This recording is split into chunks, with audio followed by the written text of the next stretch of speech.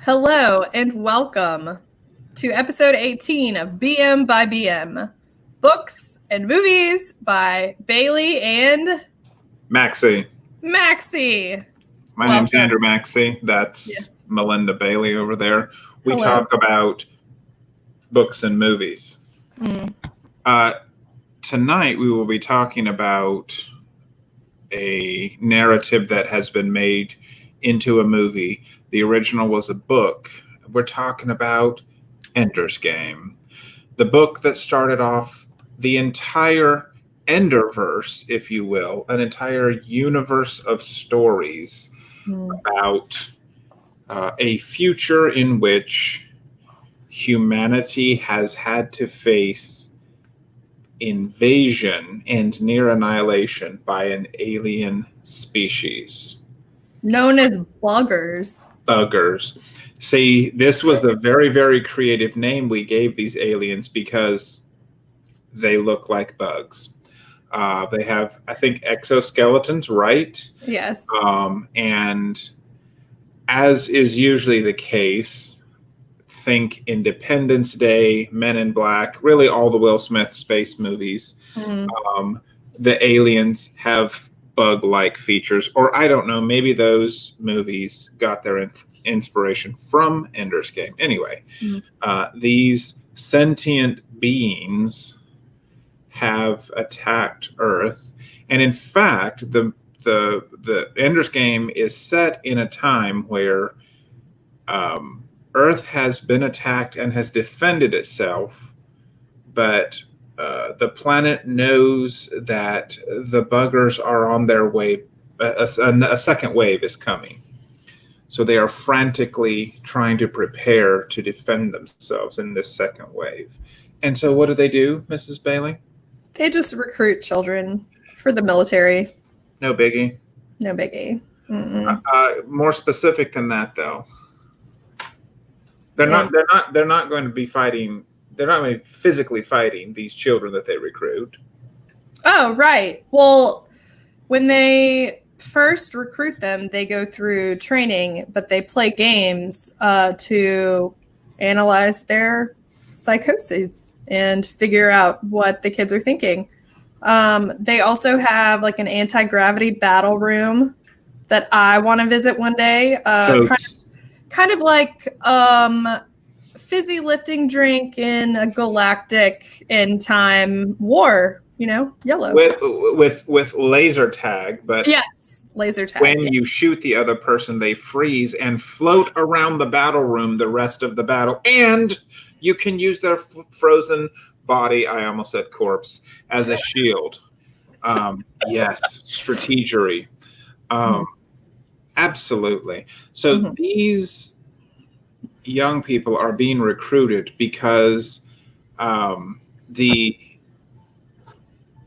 international fleet, the IF, Earth has finally figured out that we must band together to defeat the alien threat or be destroyed.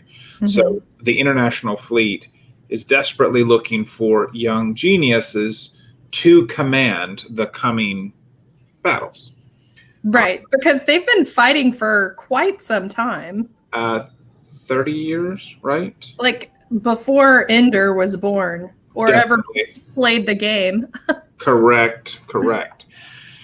So I think there's plenty to unpack here. So we're going to have to keep our eye on the time and make sure we don't go too long. By which I mean, you're going to have to rein me in because I may get excited. All right. Let's start with something light. Okay. We're talking about psychology and other things in a minute. But something light. All right. An alien species has come to Earth and has begun attacking us. We fight them off. We know, because of the nature of their space vehicles, that this was just an advance crew and the main force is on the way, and Earth is going to have to defend itself. Are we agreed not to spoil the book? Yes, absolutely. Okay, all right, so we're not going to spoil the ending. All right, so Earth is going to have to defend itself, but because of the time it takes. There's a general idea of how long it will take for that next attack to happen. So somehow we've sorted out that we need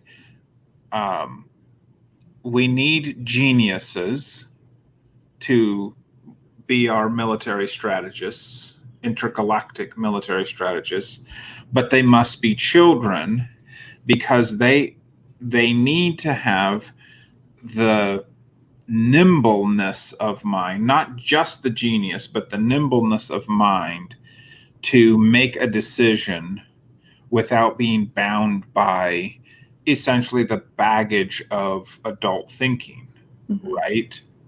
But there are, in Ender's Game, there are adults who are in charge in the military. Absolutely. Like they're definitely playing the long game to recruit kids in order that they would have that nimbleness of mind when they get older. Right. So the point one for me there is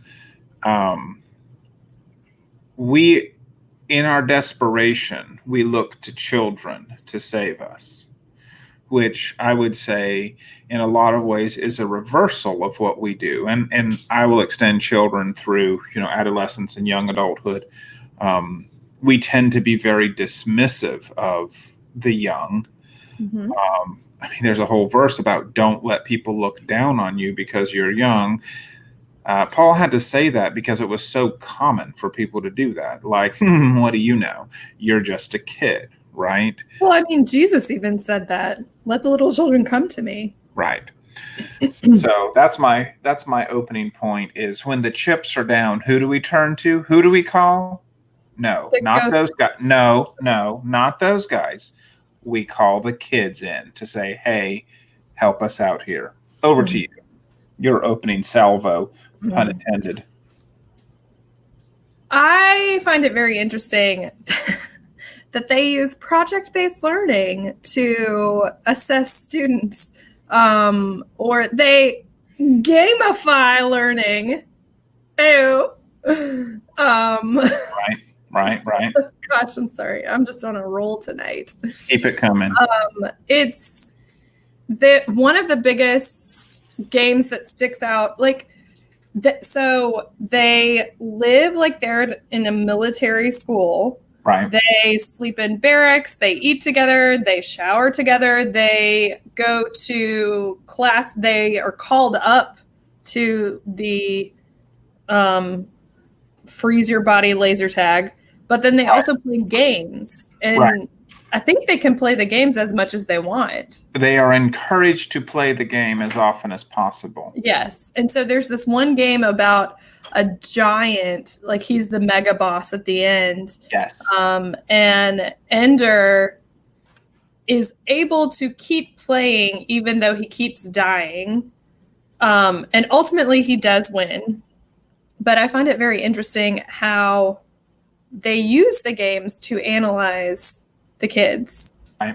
Because I don't think we use data quite the same way, hopefully not to analyze children. But it also reminds me of like CIA tests that they would do, or like I've been watching a lot of Alias recently. And so they talk about how like there's a stack of blocks that if you can put it together in a certain amount of time, there you have like a super spy part of your brain or something. So I think this idea of recruiting children has been around for a while, but I don't think that the United States has been in the mindset of weaponizing children for military or espionage purposes, I hope. Yeah, as far as we know. As far as we know. Neither of us would qualify for such a mission. Yeah, it's interesting that fine edge of, we haven't caught on to the potential of the gamification of learning, and we are not doing it at all. Which is good that we're not doing it as much as we could be. It's like this fine edge of man, we should do a little bit, but at least we're not doing it, spying on kids as much as they are. It's an interesting thing. A counterpoint to that might be, well, they are providing feedback and they're using data in meaningful ways. They are in very real ways differentiating their instruction and their plans for kids. Like, we found this out 5 minutes ago, so in the middle of a game we adjust instruction to you. We just had to bring in teaching, didn't we? Bunch of course. Nerds. I love it. All right, so my next continue. My next point to raise here is and so we'll stick with, so the children are on, I think they make it sound like where they are is something like a space station, Yes, it is. Maybe not the space station because it's a little farther out, like past the moon, I think, in this story. But so it's a school and they call it Battle School, right? And in the school, in addition to the things we've talked about, every student is placed on a team.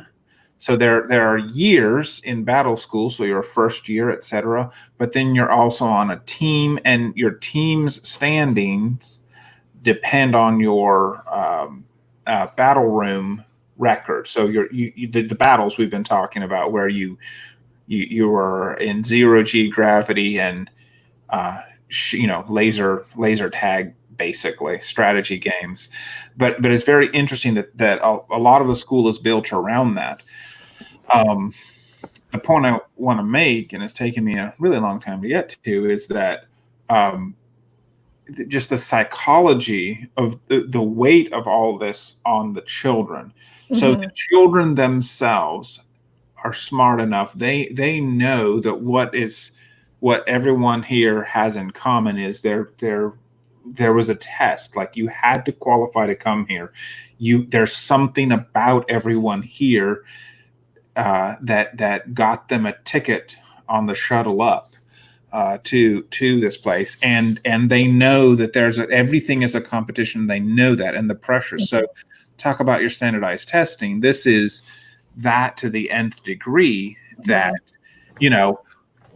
we know that the future of our species rests on how we do in school, basically.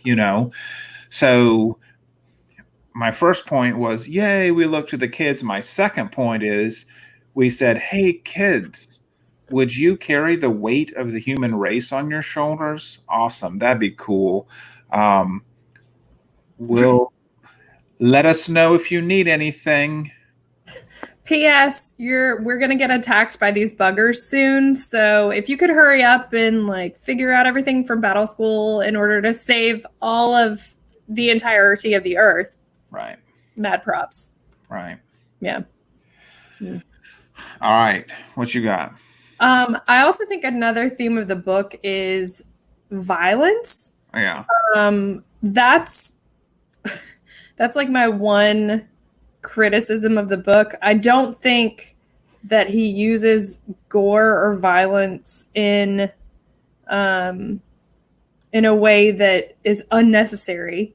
I think it moves the plot along, but there are some really violent interactions between Ender and other people, especially when he is being bullied and attacked.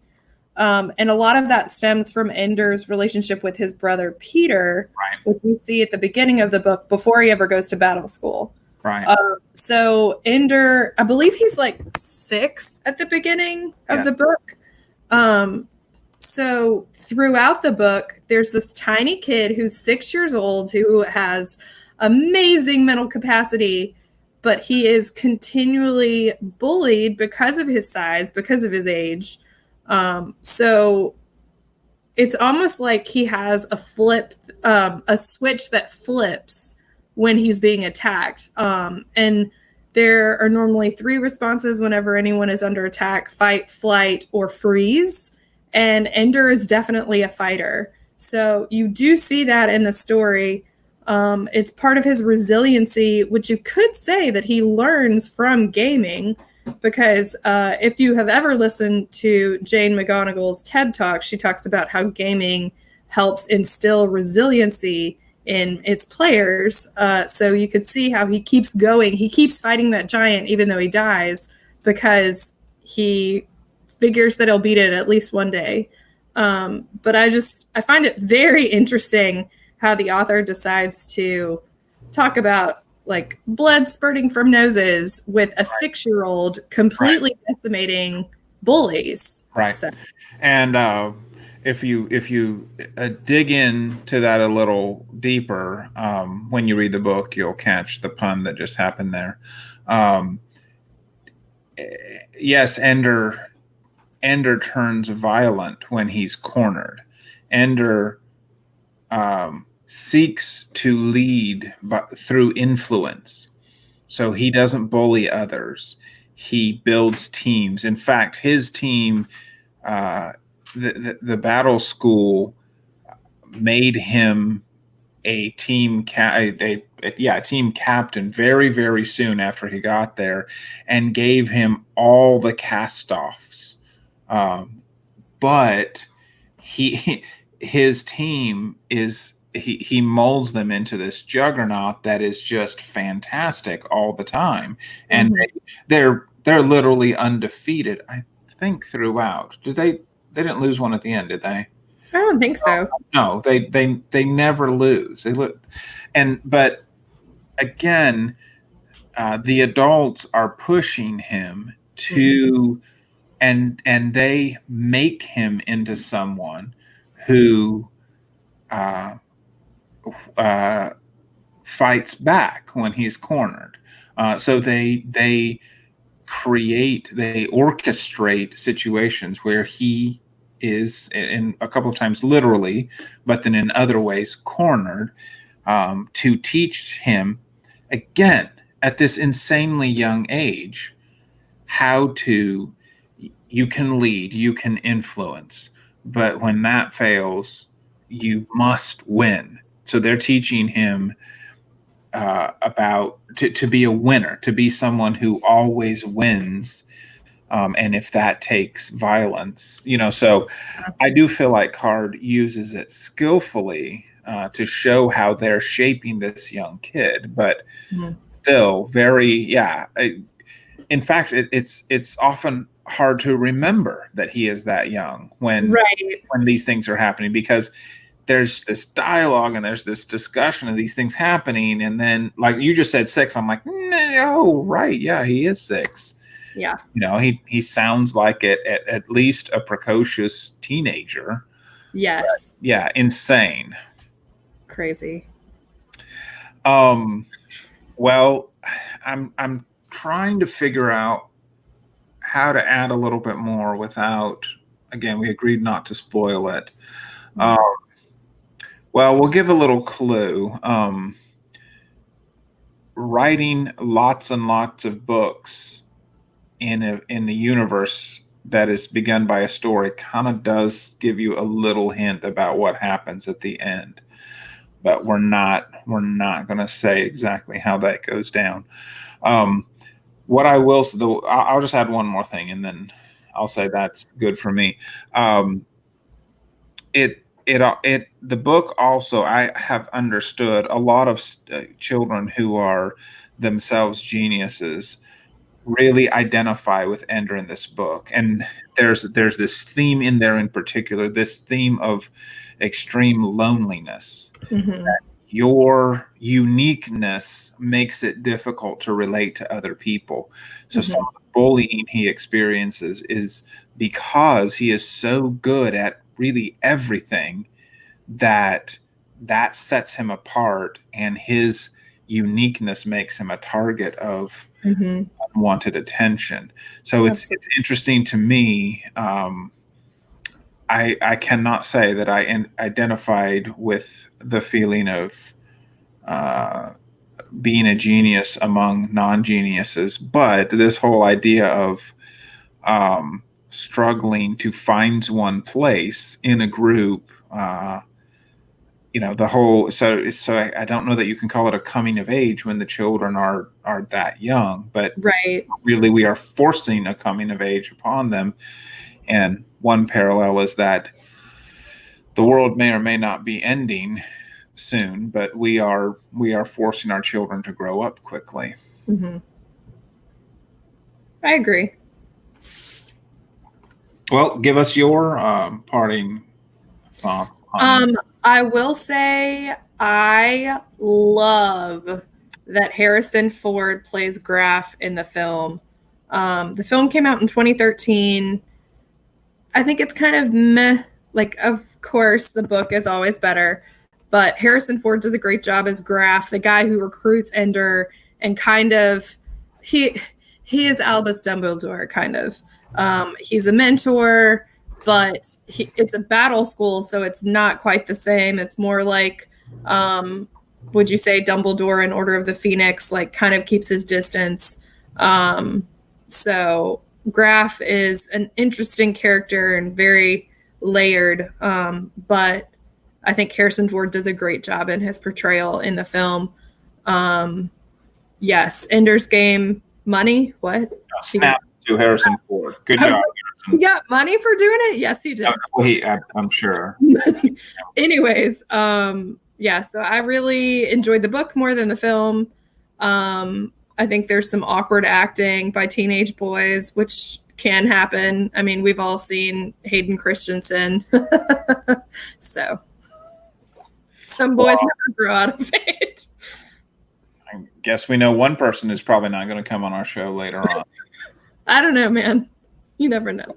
Oh, could happen. All right. Tell the people what they want to know vis-a-vis what's coming up next. Yes. So next week we have something I've never seen and something I'm a huge fan of. I've actually never seen WALL-E. What? I know. I don't know if perhaps it's apt, therefore, that the first animated movie of our series will be WALL-E. So, yes, excellent. Looking forward to that episode next Tuesday at 8 p.m. And then on Friday, we will be looking forward to the Friday show. I do this every time. I don't know why I do them. You talk. I'm going to nod. Okay. So it was very difficult to whittle it down to one episode of Black Mirror, but we have chosen the episode Nosedive, starring Bryce Dallas Howard. It's a good get your feet wet Black Mirror episode. It will make you laugh, it will make you cry, but it has a good ending, unlike some of the other episodes. So I highly recommend watching Nosedive on Netflix from, I think it's Charlie Booker's series. He is the director and writer of Black Mirror. So we kind of have a feel-good week. Not as much dystopian, but kind of talking about how technology influences society. Well, you haven't watched WALL-E, so you can't really say that it's a feel-good movie until you watch it. But I won't spoil it for you. Let's call it a palate cleanse. Yes, we do that, and then we dive right back into the awfulness in June of movies and books. Yes, in the real world, June is going to be beautiful. The best, really. We're winning. So much. Listen, thanks y'all for joining us this evening. Yes. Come back next week on Tuesday and Friday. Yes. We look forward to your feedback. Give us a comment. Yes. Like and subscribe. Hit the notification bell. All those things. Bye.